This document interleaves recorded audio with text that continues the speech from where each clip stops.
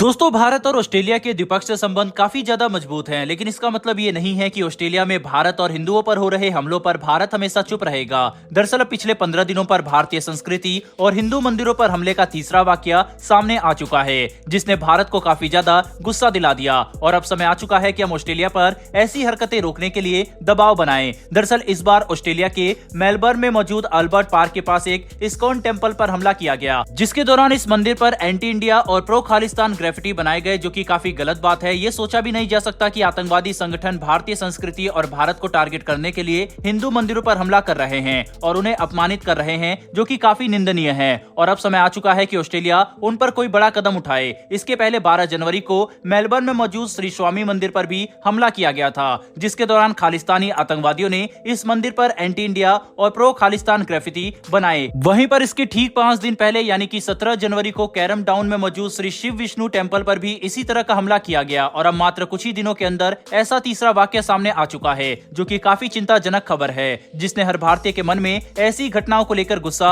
और भी ज्यादा तेज कर दिया है। आप देख सकते हैं कि कैसे ऑस्ट्रेलिया जैसे विकसित देश में 15 से 20 दिनों के अंतराल पर हिंदू मंदिरों और भारतीय संस्कृति पर 3 बार हमले किए गए और तीनों बार ऑस्ट्रेलिया की पुलिस इन हमलों को रोकने में नाकाम रही। दोस्तों, आप सोच सकते हैं कि आखिर ऑस्ट्रेलिया इन पर कोई एक्शन क्यों नहीं ले रहा। तो बिल्कुल यही सवाल भारतीय सरकार भी ऑस्ट्रेलिया से पूछ रही है कि ऐसी घटनाएं होने के बाद ऑस्ट्रेलिया इन खालिस्तानी आतंकवादी पर क्या कदम उठा रहा है और इन्हें रोकने के लिए उन्होंने क्या तैयारियां की है। साथ ही इस बार भारत द्वारा ऑस्ट्रेलिया पर दबाव बनाना और अपना गुस्सा जाहिर करना इसलिए भी काफी महत्वपूर्ण बन चुका है, क्योंकि ऑस्ट्रेलिया में 7,20,000 से भी ज्यादा भारतीय रहते हैं और सबसे ज्यादा भारतीय मेलबर्न शहर में ही रहते हैं। ऐसे में इतने महत्वपूर्ण शहर में अगर खालिस्तानी आतंकवादी अपना सिर उठाकर खुलेआम हिंदू मंदिरों पर हमला कर रहे हैं, तो ये न कि सिर्फ भारतीय संस्कृति और वहां पर मौजूद भारतीयों का अपमान है, बल्कि एक भारतीय की व्यक्तिगत सुरक्षा पर भी काफी बड़े सवाल खड़ा करता है। आपको ये बात जानकर काफी हैरानी होगी कि फ्री ट्रेड एग्रीमेंट की वजह से अगले 5 से 7 सालों में दोनों देशों का द्विपक्षीय व्यापार 70 अरब डॉलर को पार कर जाएगा। ऐसे में ये बात काफी महत्व रखती है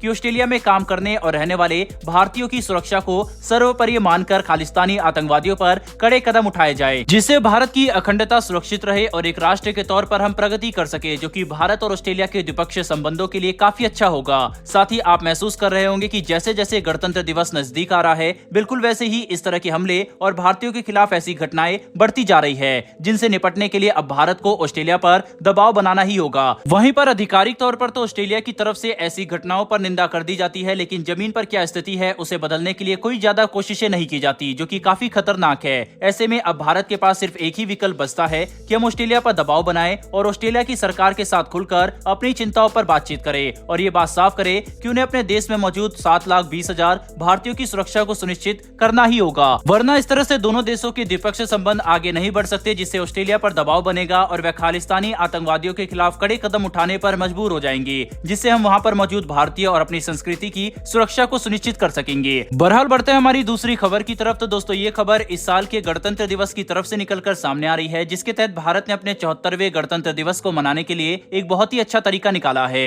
जिससे न कि सिर्फ इस साल की होने वाली परेड काफी भव्य होगी, बल्कि भारत कितना विकास कर चुका है इसकी एक झांकी पूरी दुनिया देख पाएगी, क्योंकि भारत ने इस साल की परेड के लिए पिछले 73 सालों का सबसे बड़ा फैसला लिया है। दरअसल भारत ने यह फैसला किया है कि इस साल होने वाली गणतंत्र दिवस परेड के दौरान सिर्फ भारतीय हथियारों को ही प्रदर्शित किया जाएगा, यानी कि इस परेड में सिर्फ ऐसे ही हथियार शामिल होंगे जिन्हें भारत में स्वदेशी रूप से बनाया गया है। हालांकि हो सकता है कि इनमें वह सिस्टम भी शामिल किए जाए जिन्हें भारत में किसी विदेशी कंपनी के साथ मिलकर भारत में प्रोड्यूस किया गया हो, क्योंकि उनमें भी स्वदेशी कंटेंट मौजूद होगा। जिसमें अगर कुछ सिस्टम की बात की जाए तो कल्याणी द्वारा निर्मित M4 high mobility mine protected vehicle, Arjun man battle tank, K9 वज्र हावित्जर, ब्रह्मोस मिसाइल सिस्टम और आकाश एयर डिफेंस सिस्टम जैसे हथियार शामिल होंगे, जिससे आप अंदाजा लगा सकते हैं कि भारत पिछले 72 सालों में रक्षा के क्षेत्र में कितना विकास कर चुका है कि अब हम अपने गणतंत्र दिवस की परेड पर सिर्फ भारतीय हथियारों को प्रदर्शित करने की क्षमता रखते हैं। खास करके भारत का यह फैसला एक ऐसे समय पर देखने को मिला जब इजिप्ट के राष्ट्रपति खुद भारत के